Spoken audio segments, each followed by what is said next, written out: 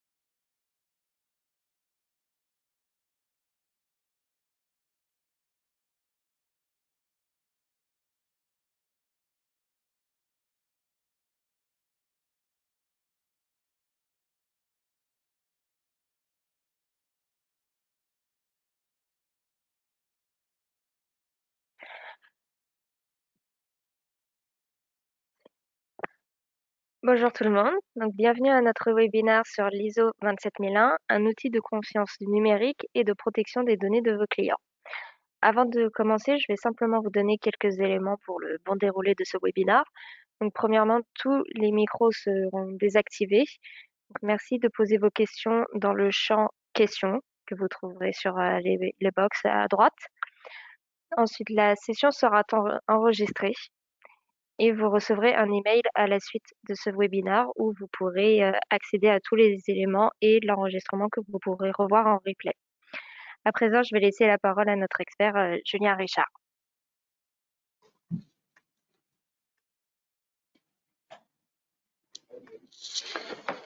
Merci Anaïs, bonjour à tous et à toutes. Heureux de vous accueillir à cette nouvelle session du webinaire BSI relatif à la nouvelle version de l'ISO 27001. Sujet majeur et qui, je sais, concerne beaucoup de monde aujourd'hui au vu du nombre de participants. Donc pour me présenter, Julien Richard, je suis chargé de clientèle à BSI depuis maintenant 9 ans. Et donc, j'interviens entre autres essentiellement sur des questions de sécurité de l'information et de privacy. Et donc, mon rôle étant quotidiennement d'apporter, je dirais, un support, un soutien aux clients sur leur certification. Et évidemment, en ce moment, la question majeure que je vais m'efforcer d'aborder aujourd'hui étant comment réussir le passage à cette nouvelle version d'ISO 27001 qui était très attendue et qui amène un certain nombre de changements. Donc, en termes d'agenda, je vous présente à l'écran les principaux points que je vais aborder ce matin.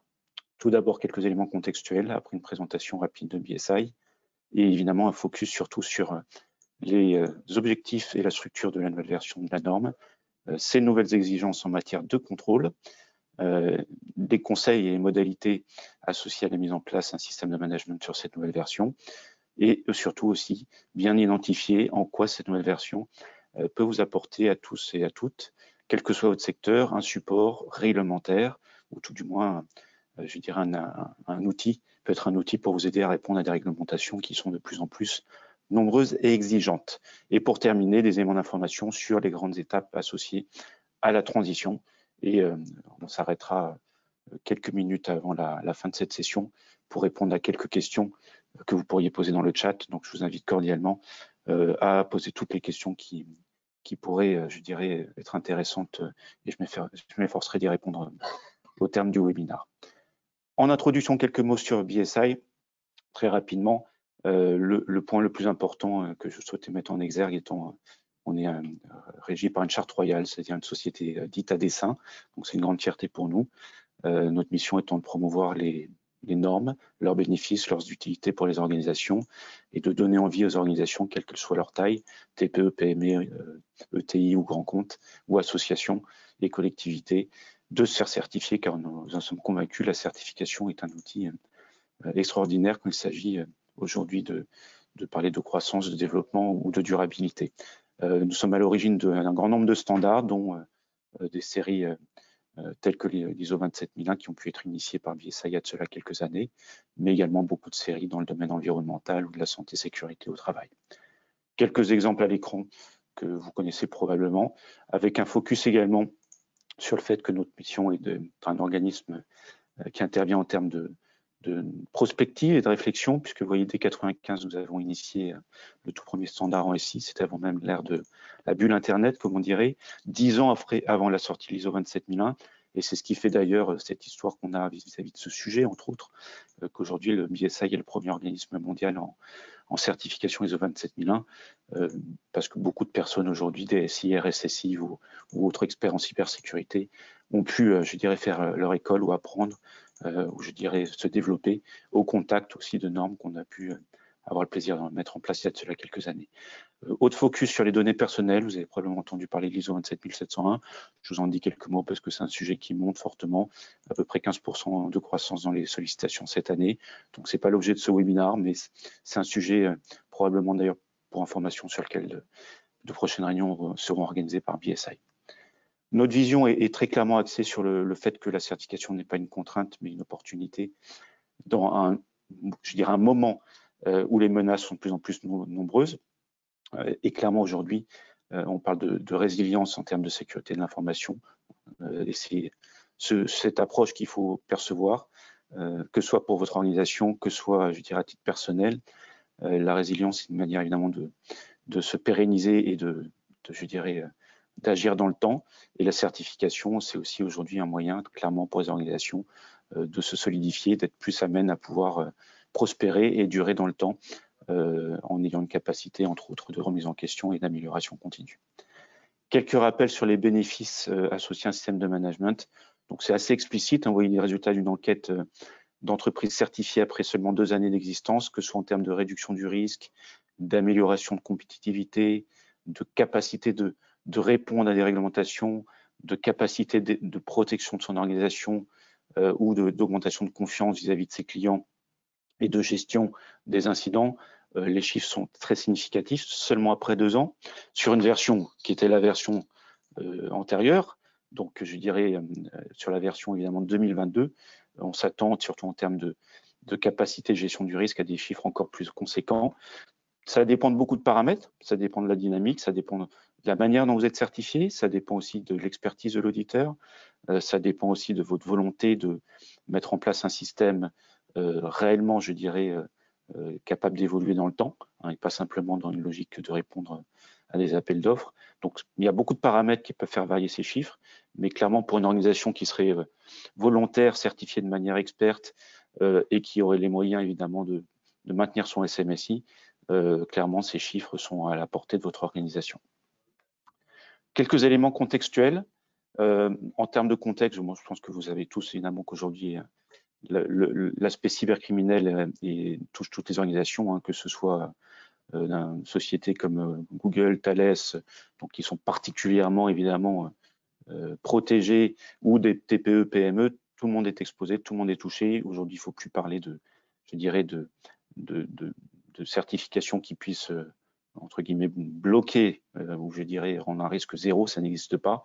On parle plutôt de certification qui vous permettra d'anticiper, de réagir et de maintenir une continuité d'activité et surtout d'être résilient dans le temps. Donc l'explosion des attaques cybercriminelles aujourd'hui, il faut y faire face, surtout en cherchant à mettre en place un système de management qui soit solide, réactif et je dirais qui vous apporte des garanties en termes de résilience. Autre élément de contexte, évidemment, des facteurs liés à la supply chain. Hein, de plus en plus, les supply chains sont complexes et vos donneurs d'ordre sont de plus en plus exigeants à ce sujet. Et c'est des facteurs évidemment de risque. Donc, la chaîne de sous-traitance doit aussi être contrôlée différemment aujourd'hui, j'y reviendrai. Et la certification apporte aussi des éléments nouveaux pour que votre chaîne de sous-traitance soit peut-être plus contrôlé et que le facteur risque soit moins fort. Le facteur réglementaire, alors cette année 2022, il y avait une tendance en 2021, mais alors cette année particulièrement, il y a un cadre réglementaire très fort entre les nouvelles éditions de la NIS 2, de la réglementation DORA, DSA, DMA. Là, on voit aussi apparaître sur l'intelligence artificielle des réglementations, avec le CyberAct, le CyberScore. Bon, c'est une tendance, je dirais, qui pourrait apparaître comme effrayante d'une certaine manière, mais en même temps qui est une opportunité, au sens que c'est une volonté européenne en particulier de donner des clés aux organisations pour agir. Et l'idée, évidemment, après, c'est de poser la question comment traduire un règlement en action concrète. Et c'est là, évidemment, où la certification peut être utile. Et j'y reviendrai dans quelques minutes. Ce contexte peut se décliner aussi sous la forme de cette image que j'aime souvent montrer dans le cadre de réunions pour mettre en exergue la problématique principale qui se pose à une organisation. C'est souvent un décalage entre une technologie utilisée ou imposée, une procédure rédigée et la capacité de compréhension d'un individu. Donc évidemment, la problématique, c'est surtout trouver le bon équilibre et votre système de management ne pourra pas être efficace si vous n'avez aucune analyse, ou en tout cas vous ne posez pas cette question-là. Quelle est la capacité de mise en place et de compréhension de mes salariés sur tel ou tel processus? Cette procédure est-elle comprise et je dirais adaptée à la réalité des risques de mon organisation? Et la technologie que j'ai mis en place n'est-elle pas en décalage ou peut-être, je dirais, d'une certaine manière trop précoce au vu, je dirais, de la capacité d'intégration de mon organisation? Donc, il faut se poser vraiment ces bonnes questions parce que sinon, on vous risquez évidemment de vous trouver dans des situations de risque et donc de danger en termes de cybercriminalité d'autant plus fort. Et là, la certification va vous aider aussi parce qu'elle impose évidemment de réaliser une analyse de risque et de mettre en place un système de pilotage des processus annuel qui s'adapte aux incidents, aux problématiques rencontrées. Et ça, c'est aussi une des garanties de la nouvelle version de l'ISO 27001. Donc, pourquoi la norme a évolué?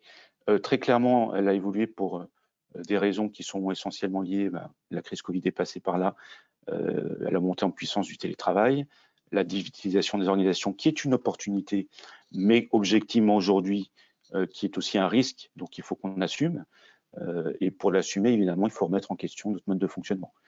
Donc d'un côté, des opportunités de faire le travail autrement et favoriser les échanges plus rapides, de commercialiser par le biais de logiques dites de technologies nouvelles, de nouveaux services, tout ça est très bien, mais il faut s'adapter au niveau des organisations et pour cela, évidemment, il faut aussi adapter la gouvernance en mettant en place des systèmes de management qui puissent permettre de vous protéger.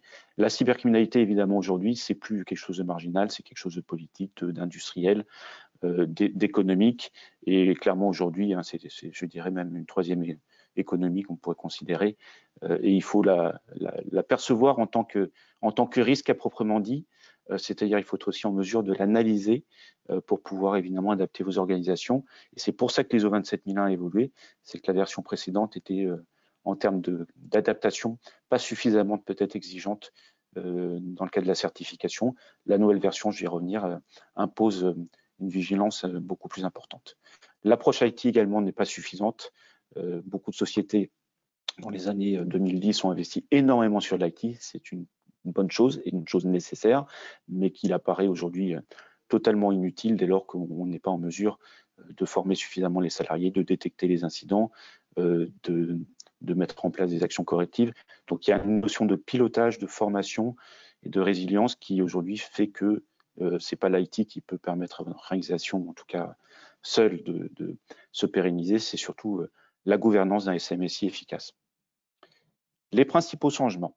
Donc dans cette partie, je vais m'efforcer d'aborder les aspects, je dirais, les plus importants relatifs à la nouvelle version. Donc ça restera exhaustif, encore une fois, mais évidemment le but étant que vous puissiez sortir ce webinaire avec quelques clés pratiques pour préparer les prochains mois et les prochaines années. Donc les principaux changements, vous voyez en bleu et en rouge deux catégories, les parties bleues étant les parties, je dirais, les plus formelles et les parties rouges les plus critiques.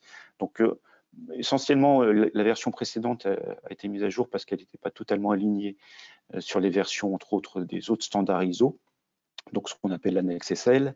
Donc maintenant, vous avez un cadre totalement harmonisé, et ce qu'on dit beaucoup à nos clients, beaucoup dans le secteur de la digitale ou de la tech ou de manière générale, qui ont la certification ISO 27001 comme première certification, c'est clairement aujourd'hui une première brique, puisque cette harmonisation vous permettra d'autant plus facilement de peut-être intégrer par la suite d'autres certifications en termes environnemental, qualité, business continuité, et inversement, une entreprise industrielle qui serait aujourd'hui certifiée par exemple ISO 9001, 14001 ou sur d'autres sujets aura d'autant plus de facilité d'implémenter la 27001 du fait de cet alignement au niveau des normes ISO. Et la vocation de cet alignement aussi est clairement de faire comprendre aux organisations que l'ISO n'est pas une certification, c'est un outil de pilotage de l'organisation, donc dans une approche intégrée qui doit servir au comité stratégique, à la direction, en termes d'outils de prise de décision. Et cet alignement permet d'intégrer d'autant plus l'ensemble des processus communs, les processus d'audit interne, les revues de direction, pour que vous ayez un outil global de pilotage de votre organisation. La clause point 4 a été mise à jour, et ça c'est un point important, puisque évidemment il y avait un décalage qui pouvait exister jusqu'ici entre les différents processus à proprement dit et la notion d'interaction, au sens qu'aujourd'hui la version 2022 impose à l'organisation très clairement de démontrer une maintenance des processus et l'impact des processus les uns sur les autres. Donc ça c'est un point évidemment essentiel, c'est-à-dire que pour pérenniser sa certification, les organismes de certification d'autant plus seront regardants sur la capacité dans une organisation à maintenir son SMSI. C'est ce qui impacte forcément la question de comment vous mettez en place, avant une certification initiale, comment vous allez mettre en place la transition, ce qui sous-entend que vous avez pour cette raison aussi du temps, parce que évidemment la maintenance, ça sous-entend une capacité de démontrer un contrôle, un pilotage et puis surtout une évolution. Et on observe trop souvent des organisations qui, surtout les premières années de certification, parce qu'elles ont mis en place, et on peut le comprendre, sous la pression d'un marché et autres, une certification, peuvent être dans une difficulté en année 1, en année 2, parce qu'elles n'avaient pas forcément d'outils pour maintenir ou se poser la question comment maintenir. Ça, dorénavant, c'est imposé, exigé. Donc, vous avez des contrôles spécifiques relatifs à la maintenance qui vous seront demandés en termes de démonstration du suivi des plans d'action correctifs, en termes d'analyse de les réalités de l'impact d'un processus, en termes de capacité de réaliser des analyses de causes efficaces. Donc ça, c'est des choses qui seront beaucoup plus exigées dans le cadre de la nouvelle version, et ce qui sous-entend aussi une porte ouverte à la notion de maturité de système, et j'y reviendrai dans quelques minutes.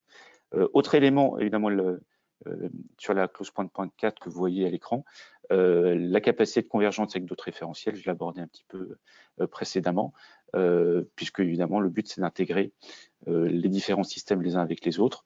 Donc là, les processus peuvent totalement être convergents et vous devez pouvoir démontrer dans le cadre de la nouvelle version les différentes interactions entre les différents systèmes qui pourraient exister préalablement ou que vous souhaiteriez mettre en place par la suite. Donc ça, c'est aussi une facilité pour que cet ISO 27001 puisse, j'allais dire, sur certains processus, communiquer d'autant plus facilement pour des processus et interactions qui seraient communes avec d'autres normes existantes au sein de l'organisation. Clause 5.3, exemple, élément évolutif concernant la définition des rôles et des responsabilités. Ça, c'est quelque chose qui doit dorénavant être adapté beaucoup plus fortement à l'organisation et surtout planifié. Évidemment, votre organisation évolue dans le temps. Donc ça, c'est important d'avoir en tête que, évidemment, dans un plan stratégique et de croissance, vous pouvez avoir une visibilité à N+1, N+2, N+3 de votre évolution en termes de responsabilité. Et ça, la norme dorénavant exige que vous présentiez de manière, sens d'une trajectoire en termes de planification et de démonstration que vous avez une visibilité et une vision sur les responsabilités qui pourraient être amenées à évoluer dans le temps. Autre changement sur le pilotage, donc les exigences de surveillance et de pilotage sont renforcées.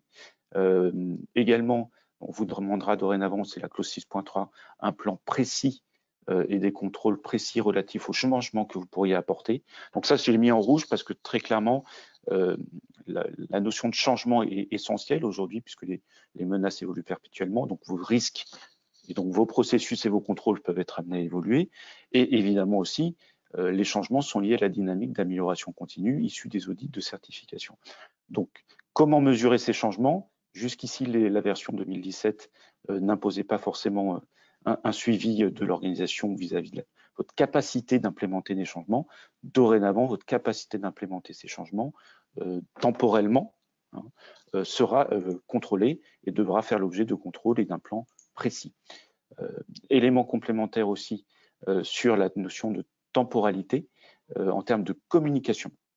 Donc ça, c'est quelque chose aussi essentiel, puisque la partie communication, surtout vis-à-vis des parties prenantes et des salariés, était un point qu'on peut observer parfois comme étant, je dirais, un peu la troisième roue du carrosse, au sens qu'à un moment donné, elle n'était peut-être pas suffisamment prise en compte, alors qu'elle est essentielle, puisque que ce soit au niveau de votre supply chain, au niveau de régulateurs et puis au niveau des salariés, il est important que vous puissiez démontrer d'une communication régulière pour que les salariés puissent s'approprier les changements, l'évolution des procédures et des processus, et que vos supply chain également, en tant que donneur d'ordre si vous l'êtes, doit aussi être en mesure de prendre en compte l'évolution des exigences qui pourraient être les vôtres vis-à-vis de leur propre sécurité. Donc ça, cette communication, ça doit faire l'objet dorénavant aussi d'un processus renforcé. À l'écran, un des points clés, j'en ai dit quelques mots précédemment et je souhaitais faire un focus sur la nouvelle version, c'est vraiment la notion de maintenance et de faire monter en maturité votre SMSI. Donc, vous voyez à l'écran ce qu'on appelle le continuum de la résilience organisationnelle, qui est divisé en 4 grandes étapes. Généralement, on considère qu'il faut à peu près 6 à 9 années pour qu'une organisation soit réellement dans une logique de maturité et de résilience au sens de la certification. Pourquoi cela? Parce qu'évidemment, audit après audit, je dirais incident après incident, remise en question, je dirais, après chaque audit pour l'organisation, vous serez d'autant plus à même de pouvoir évidemment faire évoluer vos processus, comprendre dans quelle trajectoire peut-être aussi produit vous devez vous orienter si certains produits peut-être ont démontré certaines failles. Donc en termes de R&D, en termes de formation, en termes de dynamique interne, le facteur temps va jouer beaucoup pour votre maturité. Et la nouvelle norme impose, comme je le disais maintenant, des critères de pilotage qui puissent démontrer votre capacité de maintenance. Donc il faudra réfléchir à des indicateurs, et ça la norme ISO 27002 vous aidera dans le cadre de la définition des contrôles pour démontrer la maintenance et votre capacité de monter en maturité du SMSI. Ça, c'est une dimension qui est inspirée du NIST, entre autres, puisque j'y reviendrai, vous avez quelques éléments dans cette version de la 27001 qui sont liés à la maturité du système. C'est une évolution qui est très positive, mais évidemment, dans la transition, pour beaucoup d'organisations, Aujourd'hui, ça va imposer aussi un processus de transition bien construit et peut-être pas trop rapide non plus, puisqu'il faudra être en mesure de construire ces indicateurs de maintenance. Donc, je tenais vraiment faire ce focus sur cette dimension aujourd'hui, avec en exergue aussi la qualité de l'audit. En arrière-fond, vous vous doutez bien qu'un audit qui ne serait pas de bonne qualité ne pourra pas vous donner des clés et ne pourra pas vous aider sur la montée en maturité de votre système, et donc indirectement pourrait menacer aussi, je dirais, la fiabilité de votre certification dans le temps. Autre changement, établir des critères précis sur la définition des processus et démontrer un suivi de leur efficacité. Donc ça, c'est quelque chose qui est exigé, hein, la clause 8.1, qui n'était pas forcément avant demandé, mais qui impose très clairement aujourd'hui à ce que vous puissiez suivre l'efficacité du processus, démontrer comment vous le suivez. Donc évidemment en termes d'applicabilité, en termes aussi de capacité pour un processus de mesurer, hein, donc savoir si vos indicateurs sont suffisamment efficaces pour détecter ce que vous souhaitiez mesurer initialement. Donc, il y a une logique d'amélioration continue qui est renforcée. Et ça, c'est une chose positive parce qu'évidemment, les processus ne sont pas gravés dans le marbre.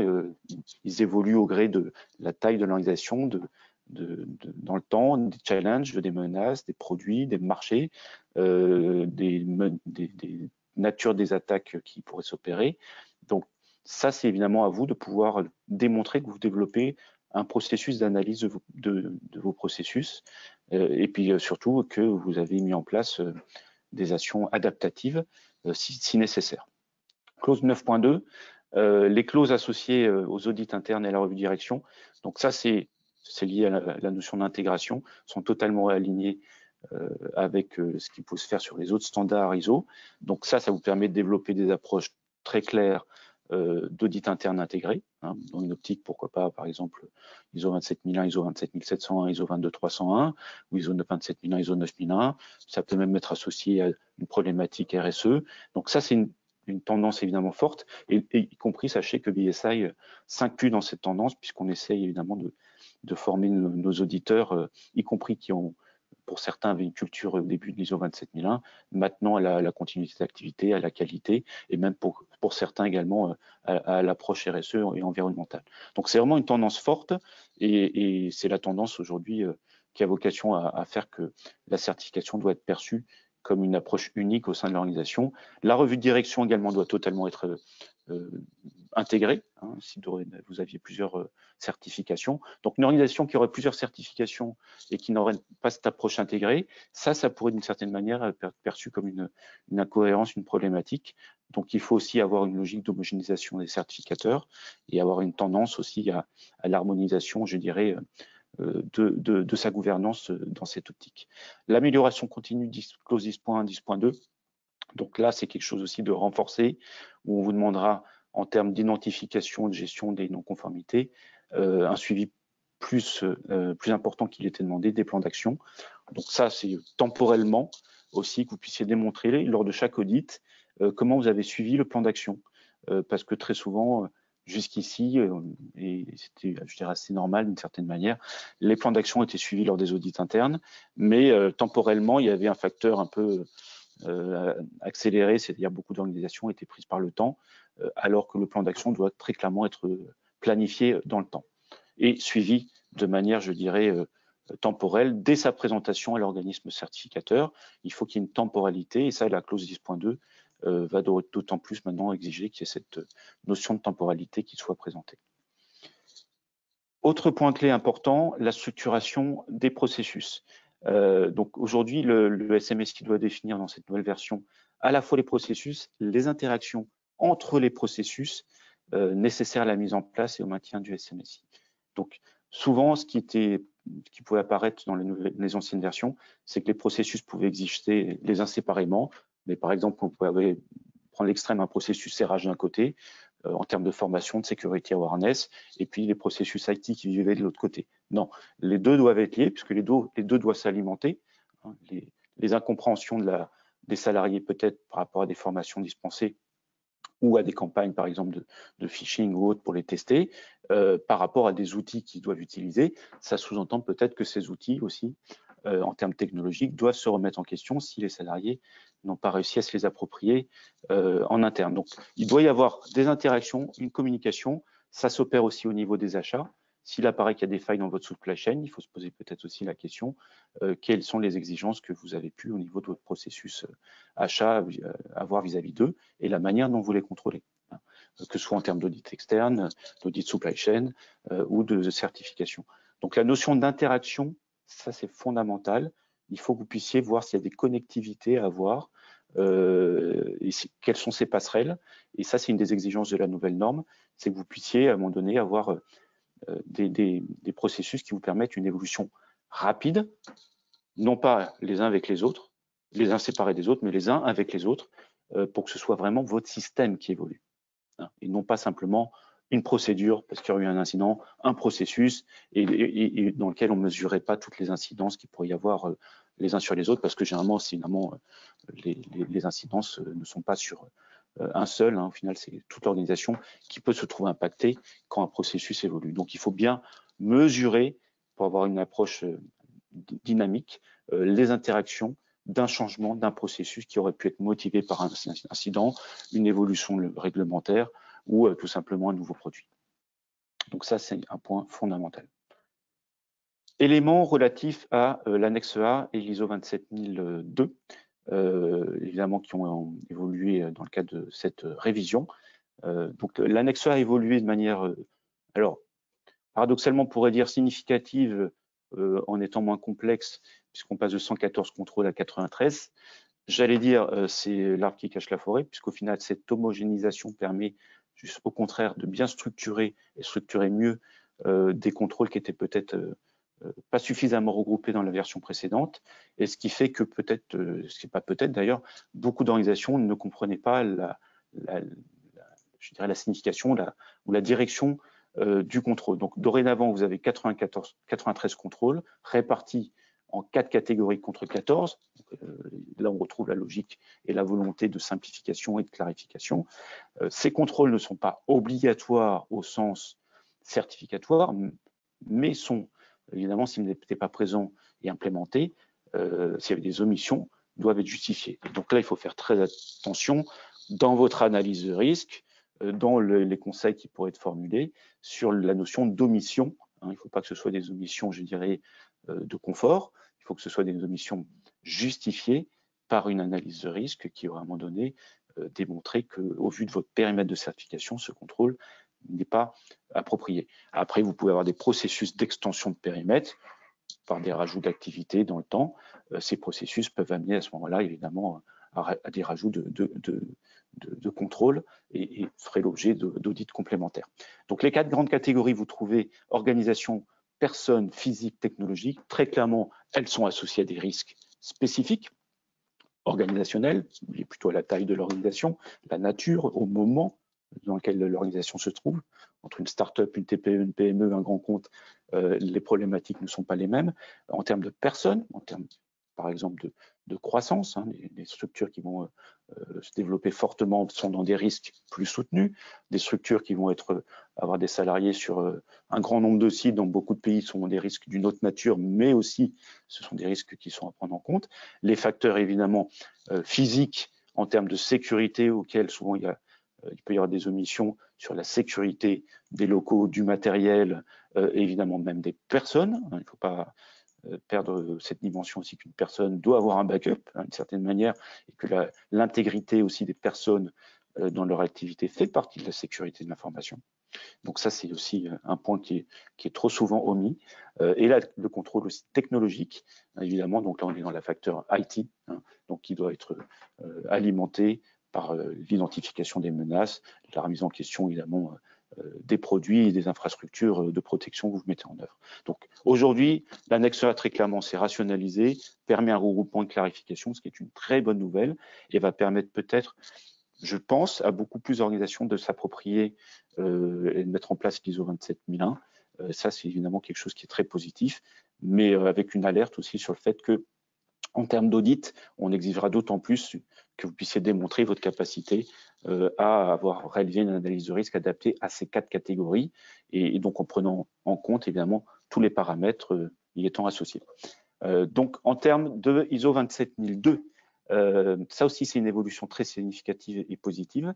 Il y a donc une évolution qui est inspirée, entre autres, du NIST, que je disais quelques mots tout à l'heure, puisque dorénavant, chaque contrôle a 5 attributs supplémentaires que vous trouvez donc ci-dessous, pas à l'écran plutôt.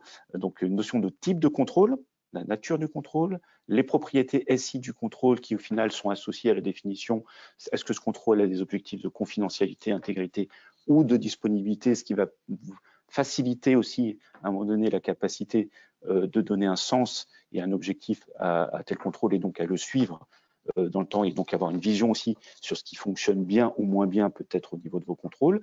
Des concepts de cybersécurité donc inspirés du NIST sont apparus, des éléments aussi d'attributs sur les capacités opérationnelles associées au contrôle, ce qui sous-entend indirectement les moyens et les ressources associés au contrôle, et le domaine de sécurité associé au contrôle. Donc ces attributs vont permettre à un moment donné d'avoir des indicateurs pour faciliter la compréhension de leur objet, leur tri, et évidemment la mesure de leur fonctionnement et de leur dysfonctionnement. Donc là, on voit bien la logique en arrière-fond de montée en maturité du système et puis de pilotage du SMSI. Donc ça, c'est quelque chose qui va être très utile, mais évidemment, ce qui sous-entend aussi un travail dans la transition de définition des attributs associés à ces contrôles. Les points clés à retenir relatifs à la 27002 sont le fait que, de manière inspirée du NIST et de l'ISO 27110, donc il y a des concepts dorénavant de cybersécurité intégrés dans chaque contrôle afin de vous permettre de mesurer le niveau d'identification, de protection, de détection, de réponse et de récupération d'un contrôle qui aurait été à un moment donné soumis peut-être à un incident, une problématique. Donc cette notion de cybersécurité est une très bonne chose, que ce soit parce que déjà ça peut permettre, et ça manquait, d'avoir un modèle de maturité en termes de cybersécurité qui sera en arrière-fond de cette nouvelle version de l'ISO 27001. Ça peut permettre pour certaines organisations aussi qui seraient sur des marchés plus anglo-saxons, que ce soit au niveau Royaume-Uni par exemple, sur tout ce qui est cyber-essential ou sur le marché US ou même d'autres pays qui ont des réglementations inspirées de normes très anglo-saxonnes, avec cette logique de montée en maturité, d'avoir une capacité de mise en conformité réglementaire plus facilitée. Donc ça, c'est une bonne chose. Évidemment, ça va imposer un travail pour chaque contrôle de pilotage renforcé. Et on est encore dans cette logique maintenant de démontrer la maintenance et le suivi. Je parlais tout à l'heure du SMSI. Et ça, c'est quelque chose d'essentiel, c'est-à-dire que dorénavant, d'autant plus qu'avant, l'obtention d'un certificat est une chose, le fait de le maintenir dans le temps apportera d'autant plus des garanties en termes de durabilité et donc de robustesse de l'organisation, ce qui sous-entend potentiellement que moins d'organisations seront en mesure de maintenir leur SMSI. Tout dépend comment elles auront implémenté et aussi comment elles seront auditées, puisque évidemment, l'organisme de certification aura un rôle essentiel pour être, je dirais, à la fois dans la compréhension, l'écoute et source d'amélioration continue pour l'organisation pour qu'elle puisse se maintenir dans le temps. Sur l'annexe A, quelques éléments rapides sur les différentes clauses qui à un moment donné ont été mis à jour. Donc juste pour faire un focus sur le fait qu'il n'y ait pas de changement non plus, il n'y a pas de changements radicaux en termes de contrôle, mais que globalement il y a quand même une tendance, je dirais, à la simplification, la clarification, et ça c'est un point important à avoir en tête. Les nouveaux contrôles aujourd'hui, je vous avais à l'écran quelques listes. Je voulais faire surtout un focus sur le pilotage de la sécurité physique et sur la continuité d'activité. C'était des points qui étaient sur la version antérieure un peu trop omis. Et clairement aujourd'hui, l'ISO 27001 est pour ces raisons une version sur la version 2002 importante puisqu'elle vous imposera de faire des focus plus importants sur cette notion de business continuity, de pilotage de la sécurité physique et aussi de la gouvernance du SMSI. En termes de protection des données personnelles également, hein, donc d'où aussi une porte, vous voyez venir sur la 27701, il y a un focus avec le contrôle à point 8 qui apparaît. La sécurité des codes, c'est aussi une exigence supplémentaire pour toutes les sociétés, que ce soit en SaaS, IaaS ou autres, qui font du développement ou qui font appel à des prestataires dans le cadre de cette sécurité. Des exigences nouvelles sont imposées et ça c'est important évidemment d'en faire un focus, et le pilotage des activités, des processus et des contrôles fait l'objet d'un contrôle spécifique. Donc il y a une analyse de risque spécifique associée à ce contrôle que vous voyez à 8.16. Slide essentiel sur l'aspect réglementaire. Dans le entre guillemets petit teasing relatif à ce webinaire, j'avais tenu à mettre en avant le fait que l'ISO 27001 aujourd'hui est une brique essentielle pour aider les organisations dans la mise en conformité réglementaire. Aujourd'hui, il y a clairement une explosion réglementaire au niveau européen, ce qui est une bonne nouvelle au sens que l'Europe est, je dirais, vraiment dans une dynamique, et le RGPD d'ailleurs en illustration, puisque la logique de RGPD est reprise à bien des égards au niveau international, mais surtout c'est que l'Europe incite les organisations à se saisir de sujets fondamentaux pour leur pérennité et pour la protection évidemment des données de leurs clients. Donc que ce soit sur le NIS 2, sur DORA par exemple, l'HDS évidemment vous connaissez, le RGPD ou d'autres certifications ISO, aujourd'hui l'ISO 27001 est un socle de référence qui va vous permettre clairement de pouvoir préparer une mise en conformité sur ces réglementations qui, pour beaucoup d'entre elles, font allusion à des certifications ISO. Donc, par exemple, aujourd'hui, DORA, en termes de business continuity, exige de démontrer des éléments de continuité d'activité qui pourraient se traduire pour partie par ce qui est exigé dans le 27001 et dans l'ISO 22301. Dans la NIS 2 également, pour tout ce qui touche à l'HGS, évidemment, c'est une exigence des ISO 27001. Pour EuroPrivacy, qui est la première certification pour information, BSI étant partenaire d'EuroPrivacy, aujourd'hui reconnu par les 27 pour démontrer une conformité au RGPD, l'ISO 27001 est très clairement stipulé comme un outil favorable à l'obtention de ces certifications, ou en tout cas de simplification. Et c'est une tendance forte aujourd'hui. Donc il faut voir vraiment l'ISO 27001 aujourd'hui comme, je ne vais pas dire la mère de toutes les normes en matière de SI, mais je le pense très fortement. Et surtout, elle est beaucoup plus facile à, je dirais, dans l'appropriation. La version précédente était peut-être un peu encore trop technique. Maintenant, on est sur un outil vraiment de pilotage, de transformation, de soutien à la croissance. Et pour soutenir aussi ce développement, et cette version vous aidera à aller vers une conformité réglementaire. Et vous voyez dans le petit carré en rouge, hein, si vous souhaitez qu'on échange à ces sujets sur comment adapter votre stratégie pour une mise en conformité, on sera à votre disposition avec grand plaisir. Le processus de transition, donc vous voyez à l'écran les grandes étapes. Ce qu'il faut retenir essentiellement, c'est que vous avez jusqu'à octobre 2025 pour les entreprises certifiées pour se mettre en conformité. Donc il y a clairement un audit, une notion d'audit de transition qui est à réaliser, puisqu'évidemment il y a des points nouveaux à aborder lors de vos audits annuels. L'audit de transition ayant vocation à faire le focus sur ce qui n'est pas couvert par la version 2017, et cet audit de transition doit se dérouler avant octobre 2025. Donc ça, parlez-en avec votre chargé clientèle, on est à votre disposition pour en parler et vous proposer un plan de transition. Globalement, pour les entreprises certifiées, il faut compter 6 à 9 mois selon la maturité, selon votre plan de formation pour être prêt pour la transition.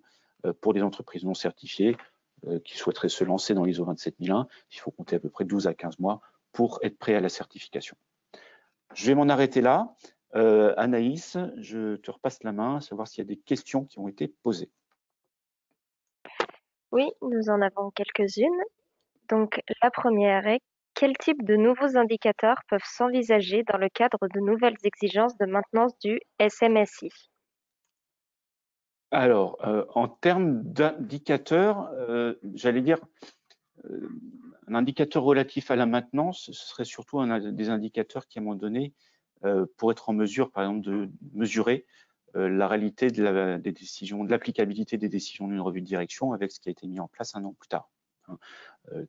Très clairement, d'une année sur l'autre, quand il y a une revue de direction suite à un audit interne, il y a des prises de décision qui sont faites, mais évidemment, le suivi de ces prises de décision, je dirais, est allé dans le temps. Donc, beaucoup de plans d'action doivent être clairement, je le disais tout à l'heure, temporalisés. Donc, il faut avoir une notion dorénavant presque mensuelle de suivi de ces indicateurs, par exemple, de mise en place de plans d'action correctifs, aussi de suivi de mesures des analyses de causes qui parfois peuvent prendre un peu de temps dans le temps, et surtout éviter la problématique qui fait qu'une fois que l'audit est passé, j'allais dire comme dans un soufflet, la tendance, la pression peut-être baisse et la dynamique s'essouffle. Donc, il faut vraiment maintenir cette dynamique au cours du temps, et c'est là que c'est un challenge aussi, avec des indicateurs je dirais, micro-revue de direction au cours du temps, et puis de mesures de l'applicabilité aussi à savoir est-ce qu'un processus nouveau est réellement effectif. Donc, quand un nouveau processus s'est créé pour, à un moment donné, régler une problématique, il y a une forme de maturité aussi à identifier, et donc il faut être en mesure de faire des mesures d'impact, mesurer la qualité de l'impact du processus. Est-ce que celui-ci a été compris, efficace? Et ça, évidemment, c'est à vous de définir comment vous souhaitez le tester. Donc, à la fois plus de régularité et plus de tests d'efficacité des processus. Autre question? Oui. Alors, deuxième question, quelle est la date d'application obligatoire de la version 2022 de l'ISO 27001? Alors, la date d'application obligatoire, pour une société, je le disais il y a quelques instants, certifiée, déjà actuellement, c'est octobre 2025. Maintenant, avec une petite nuance, c'est des entreprises qui seraient en recertification en 2024 auraient l'obligation de passer leur audit de transition en 2024. Donc ça, c'est un point aussi à avoir en tête. Si dans le cadre de votre cycle annuel, vous avez des audits de recertification courant 2024, cette recertification devra intégrer un audit de transition sur la version 2022. Et donc à ce moment-là, votre certificat sera réédité non pas sur la version 2017, mais sur la version 2022. Pour toutes les autres qui auraient des audits de suivi, par exemple, qui auraient été en recertification cette année en version 2017, là, vous les avez pour le coup vraiment 3 ans pour passer votre audit de transition. Il faut là-dessus avoir, évidemment, j'y reviendrai dans quelques minutes, un bon plan de transition. Autre question? Oui. Alors, il y en a une, un petit peu plus longue. Qu'en est-il du lien avec le standard HDS? Est-ce que la version de 2013 de l'ISO 27001 est encore référencée dans la version 2018 de HDS? Alors, bon, la réglementation française évolue, mais un peu plus lentement que le standard ISO, au sens que on attend tous la nouvelle version de l'HDS. Donc très clairement, il y a aujourd'hui, pour être très honnête, on l'attend sur le mois d'avril. Il y aura un plan de transition également. Donc au même titre que l'ISO 27001, donc le passage à la version 2023 de l'HDS qu'on attend, qu'on n'a pas encore vu au niveau des autorités, se fera pas, je dirais, sans transition, qui sera sûrement aligné sur les dates de l'expiration de l'ISO 27001, donc probablement sur octobre 2025. Donc pour l'instant, des clients qui seraient dans une demande d'audit HDS, ça reste sur la version précédente. Et il faut savoir qu'on réalise d'ores et déjà pour BSI des audits version 2022. Donc par exemple, un audit HDS aujourd'hui reste sur la version précédente, et après un processus de transition sera proposé à tous nos clients, avec d'ailleurs des formations à la transition HDS, dès lors que la norme sera sortie et que l'accréditation sera mise à jour. Ça, il y aura finalement une mise à jour de l'accréditation du COFRAC pour information. Et c'est aussi une satisfaction. BSI a récemment passé son audit COFRAC avec succès, donc ça, c'est aussi une fierté. Mais bon, c'était juste un petit... voilà. Une autre question, Anaïs? Alors, on en a une. En quoi consiste l'audit de transition? Alors, c'est un point important. Il a lieu une seule fois. C'est-à-dire que cet audit de transition a vocation à ne pas cannibaliser au moment où vous ferez votre audit annuel. Il peut se faire déjà à deux moments, soit en audit annuel, soit tout au long de l'année. Il a vocation surtout à auditer les nouvelles exigences. Donc, s'assurer que vous avez bien mis en place, au vu de l'analyse de risque que vous avez mise à jour, les nouveaux contrôles qui s'appliqueraient à vous, les nouvelles procédures éventuelles qui s'appliqueraient à vous, sans cannibaliser, par exemple, votre audit de suivi ou de recertification, qui, eux, restent évidemment sur les contrôles qui seraient communs aux deux versions. Donc, c'est pour ça que vous avez une durée additionnelle de transition, qui globalement est une base d'à peu près de la moitié d'un audit de suivi. Donc ça reste à évaluer par votre organisme certificateur. Et cet audit de transition se déroule une seule fois et a vocation à mesurer votre préparation à la nouvelle norme. Point essentiel, ce audit de transition peut se faire dans le temps. Donc, vous pouvez très bien décider de faire une transition en étapes, potentiellement, par exemple avec BSI, commencer une transition sur 2023 et la finaliser en 2024 pour des points qui n'auraient pas été couverts et sur lesquels vous ne seriez pas prêt en 2023. Objectivement, comme moi j'ai pu le connaître sur la version 2015 de l'ISO 9001 il y a quelques années, généralement les majorités des clients font en transition d'un seul et unique coup. Voilà. Donc, en tout cas, soyez rassurés, c'est un audit qui s'apparente d'une certaine manière à un audit initial puisque c'est une nouvelle norme. Donc, c'est aussi pour votre auditeur le moment de découvrir les nouvelles caractéristiques de votre SMSI, avec aussi une logique qui va être d'exiger plus de vous sur la version 2022 en année 2 qu'en année 1, en année 3 qu'en année 2, et ainsi de suite. On est dans la même logique aussi de comprendre contextuellement comment vous avez mis en place cette nouvelle version, et c'est pour ça qu'on a une durée additionnelle pour ne pas cannibaliser les autres points qu'on a à couvrir au niveau de la norme. Je vois qu'il reste 10 minutes. Je crois malheureusement on ne va pas pouvoir prendre d'autres questions pour l'instant. Alors soyez rassurés, on pourra s'entretenir et ce sera grand plaisir par la suite. Merci Anaïs pour ces questions. Merci à tous et à toutes parce que je tenais à aborder quelques points complémentaires relatifs au plan justement de transition. Donc vous trouvez à l'écran les grandes étapes que je vais vous présenter pour globalement réussir votre transition. Première étape, et c'est fondamental, comprendre les enjeux et les changements associés à la nouvelle version de la norme par l'acquisition de la version 2022, de la 27001 et de la 27002. Donc ça, vous pouvez les acquérir sur le site de BSI en anglais ou site de l'AFNOR en français. Définir un plan de formation personnalisé, adapté à votre organisation et à vos objectifs. Donc ça, on reste à votre disposition. Partez bien dans une optique qu'un plan de formation, c'est pas juste comprendre une norme. Parce qu'on souvent, on voit, et c'est un problème, d'une certaine manière, c'est que l'acquisition de la norme, pour des gens qui sont déjà certifiés, beaucoup d'entre eux pensent que ça va être nécessaire, mais au final, vous allez passer beaucoup de temps à la décortiquer, à la comprendre. Il va se falloir après la transposer auprès de vos collègues, parfois les former pour peu que ce soit aussi formé à audit interne, et créer la dynamique, parce qu'à un moment donné, évidemment, la réussite de la transition, c'est la dynamique. Donc, un plan de formation réussi, c'est vous aider à vous approprier une nouvelle exigence et surtout qu'il y ait une dynamique relative au fait que c'est vraiment une nouvelle version de la norme. Et là-dessus, il n'y a rien de tel qu'une formation en inter ou en intra pour le faire, et je tiens à y insister indépendamment de l'aspect commercial, parce que c'est clairement, sinon vous pouvez vous retrouver dans des complexités qui auraient pu être évitées. D'autant plus que les plans de formation peuvent être pris en charge par vos OPCO, ça il ne faut pas l'oublier. Autre étape, initier une dynamique de transition avec un calendrier adapté. Donc ça aussi, on est à vos dispositions, mais également vos organismes de certification si vous êtes avec un organisme autre que BSI actuellement. Donc vous pouvez avoir un échange avec celui-ci ou avec nous pour trouver le meilleur plan, à savoir à quel moment faire l'audit.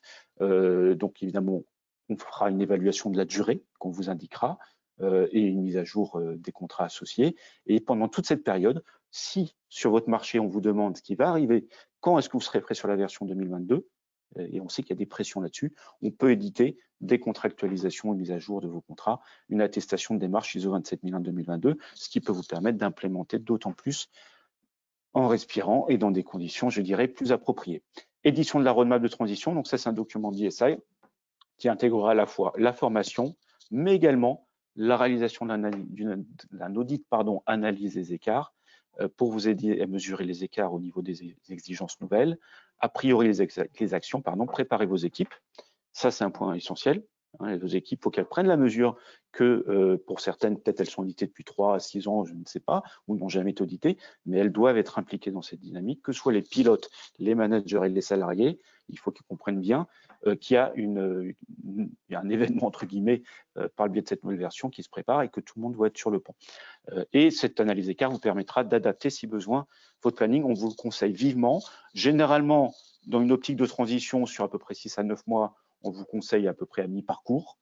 C'est vraiment un audit aussi de sécurité pour que vous puissiez, je dirais, bien adapter le planning, l'ajuster si besoin, et surtout faire passer le message à vos équipes que tout le monde doit s'impliquer sur cette dynamique de nouvelle version. Et ça, ce message, si vous l'indiquez dès le début que le certificateur vient, par exemple, dans quelques mois pour vous auditer en analyse d'écart, je vous garantis que ce sera efficace pour faire bouger tout le monde. Étape 4, évidemment, votre audit de transition, donc soit pendant vos audits annuels, soit à un moment pendant l'année, selon, et évidemment, une fois qu'il a lieu, mise à jour de votre certificat. Donc, on reprend exactement la continuité. Vous pouvez faire un audit de transition en année de suivi ou de recertification. Donc, si vous le faites en année de suivi, les dates d'expiration de votre certificat seront les dates que vous avez actuellement. Donc, il y aura la recertification, par exemple, 1 an ou 2 après. Si vous êtes en recertification, on éditera la version 2022 de votre certificat et in fine, ça c'est un point aussi important que j'ai mis en avant, le plan de communication, il ne faudra pas se priver de communiquer, ce n'est pas simplement juste une mise à jour, c'est une nouvelle certification, et donc là-dessus, on sera évidemment, on est à vos côtés si vous souhaitez qu'on puisse vous aider à booster votre communication sur vos marchés. Quelques exemples de formation, vous allez recevoir tout ça à l'issue du webinaire, donc je vais assez vite, mais vous recevrez les liens, les programmes, donc vous avez à l'écran les formations sur la transition, donc vous en avez aussi bien au niveau de l'audit interne, vous avez aussi bien au niveau des pilotes, vous avez même des modules e-learning, donc on essaie de penser à toutes les formes de formation pour vous aider, et aussi pour des consultants qui souhaiteraient mettre à jour par exemple leur formation lead auditeur, n'hésitez pas, on a des formations publiques. Au niveau des entreprises non certifiées, formation mise en place d'ISO 27001, de l'ISO 27002, exigences audit interne et également adaptation des formations pour les responsables d'audit. Et donc, toutes ces formations sont aujourd'hui possiblement suivies en session publique ou en session intra. Donc là, vous avez des dates de session publique, il y en aura évidemment, là c'est les prochaines, vous les recevrez, mais il y en a tous les trimestres, donc n'hésitez pas à nous solliciter. L'intra a l'avantage aussi de pratiquer des activités de manière plus confidentielle, d'adapter un peu plus la formation à votre contexte, et nos formateurs sont tous aussi des grands experts au sens de l'animation pédagogique, et surtout, l'essentiel sont aussi auditeurs de certification ISO 27001, ce qui sera un plus pour vous. En termes de prochaines étapes, donc après ce webinaire, vous allez recevoir un sondage. Sincèrement et vraiment, je vous invite, notez tel que vous avez ressenti les choses, que vous l'ayez apprécié totalement, moyennement ou pas du tout. Tout est utile, y compris parce qu'on est dans une campagne nous-mêmes d'amélioration continue pour essayer de nous adapter au plus près des attentes de nos clients et du marché. Précisez vos besoins éventuels, puisqu'il y aura des questions associées à ça, éventuellement en termes de formation. Vous recevrez la présentation avec le lien et les commentaires, et vous recevrez un toolkit en anglais compilant un ensemble de livres blancs sur la SI, la cyber, la protection des données, sur l'ISO 27001. Donc ça, n'hésitez pas à télécharger ces documents. Ça reste de la vulgarisation, parce qu'encore une fois, BSI est organisme de normalisation, donc on publie beaucoup de livres blancs, mais en tout cas, certains, j'ose espérer, vous seront utiles. Autre étape en termes, si vous souhaitez, de prolongation d'échanges et peut-être de collaboration future, donc vous recevrez, si vous le souhaitez, en cochant une petite case indiquée après ce webinaire, vous pouvez recevoir Impact Transition, qui globalement compilera un ensemble de documents, guides d'implémentation, guides de transition, fiches d'évaluation associés à la mise en place d'un pilotage d'un SMSI ISO 27001. Et ce pack inclut également le fait de pouvoir bénéficier, si vous souhaitez, donc on vous le proposera, d'un échange avec l'un de notre chargé de clientèle, qui peut être moi-même ou un de mes collègues, pour répondre à vos questions auxquelles on n'aurait pas pu répondre aujourd'hui et construire avec vous un plan ISO 27001 2022 qui soit adapté à votre contexte, à votre organisation, vos objectifs et vos contraintes, que ce soit en termes de temps et en termes de budget. Et donc, suite à cet échange, on vous enverra un plan personnalisé, adapté pour vous aider dans le cadre de la mise en place de cette nouvelle version de la norme. Pour terminer, juste un focus sur les garanties qu'apporte la certification BSI. Donc, on parle de certification de confiance numérique. Donc, vous voyez à l'écran le petit cœur, on dit souvent, c'est une déclaration qu'on fait à nos partenaires, à nos clients, et surtout la marque BSI de référence en France et dans plus de 180 pays pour tout simplement pouvoir à un moment donné apporter des garanties vis-à-vis vous, de vos clients, de vos investisseurs, de vos partenaires sur la solidité de votre système de management à travers un audit expert, un label et une réputation, un réseau et une expertise normative au service évidemment de votre développement. En tout cas, en conclusion, j'espère que ce webinaire vous a été utile, que évidemment on aura le plaisir d'échanger prochainement par la suite. N'hésitez pas à nous solliciter, faisons connaissance, on en sera ravis. Et en tout cas, merci pour votre participation et je vous souhaite à toutes et à toutes une très bonne journée. Merci à vous et à bientôt. Au revoir.